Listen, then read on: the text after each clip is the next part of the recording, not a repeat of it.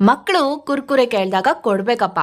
ನಾನು ಅಂಗಡಿದೆ ಹೇಳ್ತಾ ಇಲ್ಲ, ಮನೇಲಿ ಮಾಡಿಕೊಡಿ. ಅರ್ಧ ಕಪ್ನಷ್ಟು ಅಕ್ಕಿನ ತೊಗೊಂಡು ವಾಶ್ ಮಾಡಬೇಡಿ, ಡೈರೆಕ್ಟಾಗಿಯೇ ಪ್ಯಾನ್ಗೆ ಹಾಕ್ಬಿಟ್ಟು ಹುರ್ಕೊಳ್ಳಿ. ಸ್ವಲ್ಪ ಒಂದು 5 ನಿಮಿಷ ಹುರಿದು ತಣ್ಣಗಾದ್ಮೇಲೆ ಅದನ್ನ ಮಿಕ್ಸಿ ಜಾರ್ಗೆ ಹಾಕ್ಕೊಂಡು ಗ್ರೈಂಡ್ ಮಾಡ್ಕೋಬೇಕು ಪೌಡರ್ನ.